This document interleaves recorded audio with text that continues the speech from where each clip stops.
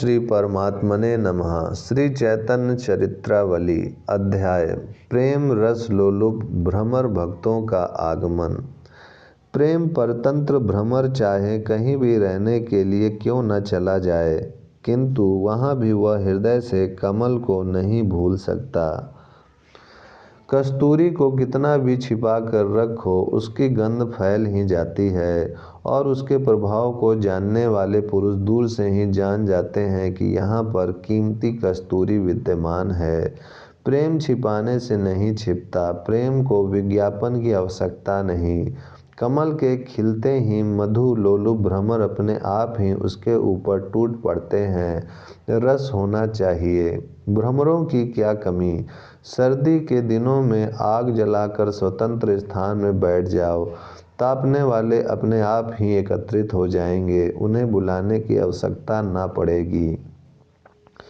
प्रेमावण गौरांग देव के संसर्ग में रहकर जो पहले प्रेम रस का पान कर चुके थे, उन्हें भला उनके सिवा दूसरी जगह वह रस कहाँ मिल सकता था।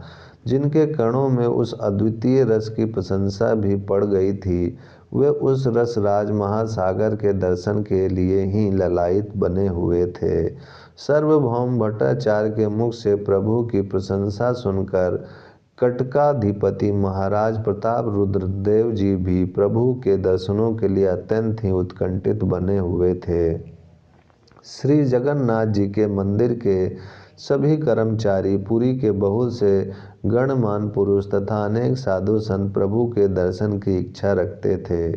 प्रभु के पुरी पधारने का समाचार सुनकर भट्टाचार्य सार्वभौम के सहित बहुत से प्रेमी पुरुष प्रभु से मिलने के लिए आए। प्रभु ने सभी को प्रेम पूर्वक बैठने के लिए कहा। सभी प्रभु के चरणों में प्रणाम करके बैठ गए। सार्वभौम भट्टाचार्य प्रभु को सबका पृथक पृथक परिचय कराने लगे। सबसे पहले उन्होंने काशी मिश्र का परिचय दिया। ये महाराज के कुल गुरु और राज्य पुरोहित श्री काशी मिश्र हैं। प्रभु के चरणों में इनका दृढ़ अनुराग है। आपके चले जाने पर ये दर्शन के लिए बड़े ही उत्कंठित से बने रहे। यह घर जिसमें प्रभु ठहरे हुए हैं, इन्हीं का है। प्रभु ने मिश्र जी की और प्रेम भरी चितवन से देखते हुए कहा, मिश्र जी, मैं आज आपके दर्शनों से कृतार्थ हुआ। आप तो मेरे पिता के समान हैं। आपके घर में रहकर मैं भक्तों के सहित कृष्ण कीर्तन करता हुआ काल यापन करूँगा और नित्य आपके दर्शन पाता रहूँगा। इससे बढ़कर मेरे लिए और कौन सी सौभाग्य की बात हो सकती है। हाथ जोड़े हुए अत्यंत ही विनीत भाव से काशी मिश्र ने कहा, प्रभु, यह घर आपका ही है और सेवा करने के लिए यह दास भी सदा आपके चरणों के समीप ही बना रहेगा। आप इसे अपना निजी सेवक समझकर जो भी आज्ञा हो निसंकोच भाव से कर दिया करें।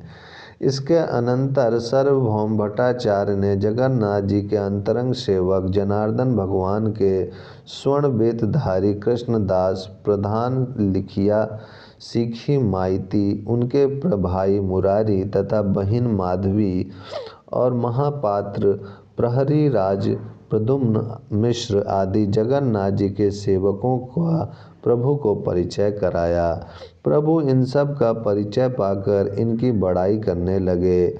आप लोग ही धन्य हैं जो निरंतर श्री भगवान की सेवा पूजा में लगे रहते हैं।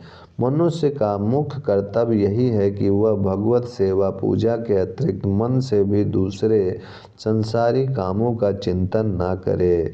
सभी भक्तों ने प्रभु के चरणों में प्रणाम किया और महाप्रभु की आज्ञा पाकर वे अपने अपने स्थानों के लिए चले गए। इसके अनंतर महाप्रभु ने अपने साथ जाने वाले सेवक कृष्णदास को बुलाया। उसके आ जाने पर उसे लक्ष्य करके प्रभु भट्टाचार्य सार्वभौम से कहने लगे, भट्टाचार्य, आप लोगों ने इसे मेरे साथ इसीलिए भेजा था कि ये अचेतन अवस्था में यह मेरे शरीर की देख रेख करे। इसने यथाशक्ति मेरी खूब सेवा शुश्रूषा की, किंतु यह एक स्थान में कुछ दम्भी साधुओं के बहकाने से कामनी कांचन के लोभ में फंस गया। यह मुझे छोड़कर उनके साथ चला गया, जिससे कामिनी कांचन को लाभ है जो अपनी इंद्रियों पर इतना भी निग्रह नहीं कर सकता, उसे अपने पास रखना मैं उचित नहीं समझता। इसीलिए आप इससे कह दें कि जहाँ इसकी इच्छा हो चला जावे, अब यह मेरे साथ नहीं रह सकता।